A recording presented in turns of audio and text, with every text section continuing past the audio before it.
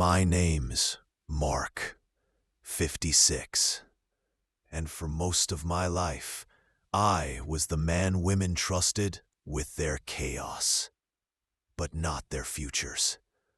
I was the fixer, the steady one, the guy who didn't drink, didn't cheat, didn't leave. The guy you date after your heart's been broken and leave when it starts healing. Clara was different, or so I thought. We met on a rainy Tuesday at a supply store. I was buying stain for a custom table. She was looking lost in the plumbing aisle, holding a drain trap like it might bite her.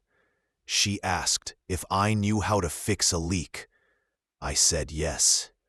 2 hours later, I was on the floor of her apartment, tightening her sink and falling into the way she smiled.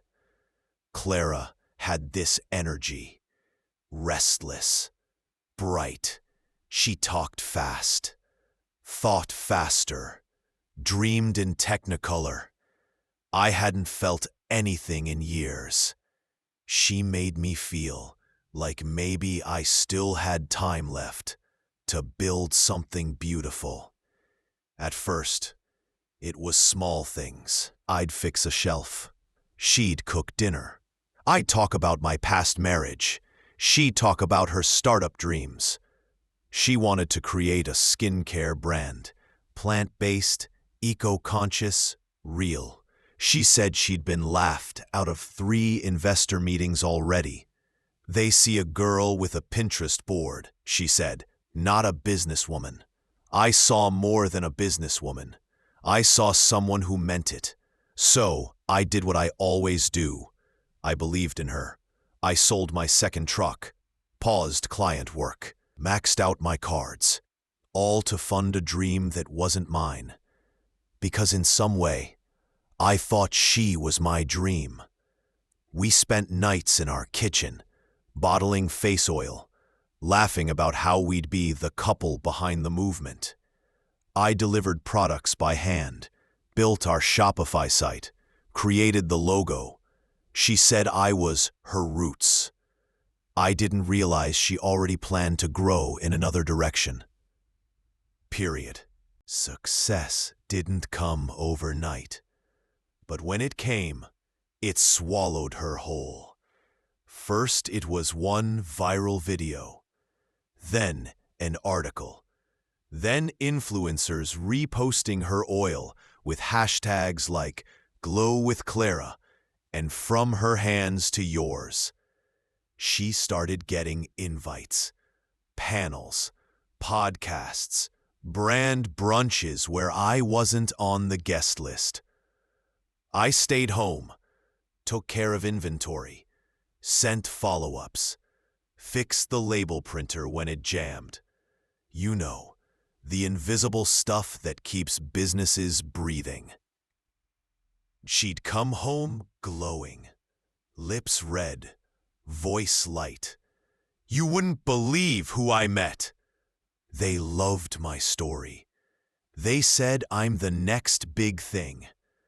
I'd smile, say I was proud, because I was. But something in her eyes had changed. She was looking past me, like I was the starting line, not the partner. One night, I asked if she wanted to have dinner with just the 2 of us. She said, "Let's order in. I'm exhausted from being on all day." Fair. Except when the food came, she scrolled her phone the whole meal, laughing at texts, answering DMs. I barely existed in the room. "This brand is everything I dreamed," she said mid-bite. "It's finally mine. Not ours, not even yours and mine. Just hers." Then came Trent, brand strategist, polished, confident, the kind of guy who says your name too often. She mentioned him like he was part of the furniture. Trent thinks we should explore licensing. Trent says my personal image is the key. Trent said I should speak more, and you should maybe step back a little. That last one hit hard. I asked her, am I still part of this? Or am I just the guy who fixed your sink? She laughed. Mark, don't be insecure. You're the backbone. But I'd been a backbone before, and I knew what it felt like when the body stopped needing you to stand. I packed my tools first, not the fancy ones, just the ones I'd carried since I was 19. The same ones I used to build the first shelves for her inventory. I didn't leave a note. I didn't slam a door. I just left. She didn't call that night, not the next. I guess the man who built her dream was easier to forget than the brand that paid for her shoes. I moved back into my brother's place, again. Same creaky floor, same borrowed sheets. But something was different. This time, I wasn't ashamed. I was awake. See, pain can drown you, or it can clear your vision. And for the first time in years, I saw myself without her shadow. I took a job at a distribution warehouse, night shift, moved boxes, loaded trucks, listened to old blues playlists in my earbuds. Nobody there knew my story. Nobody asked, and it was the best silence I'd ever known.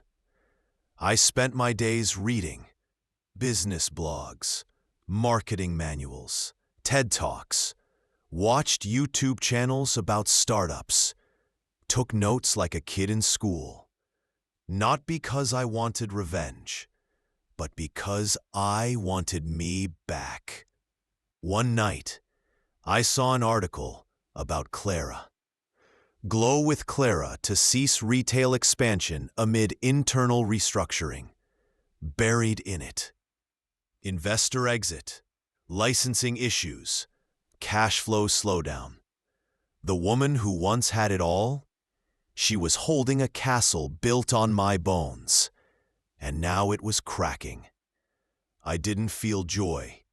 I felt ready. I didn't kick the door down. I opened it with a key I'd been forging in silence. Clara's brand had overextended. Too many hires, too many consultants, too much image, not enough roots. Trent, her golden boy, jumped ship 6 months in. Investors got nervous. Retail chains delayed new contracts. And suddenly, Glow with Clara was looking for strategic partners.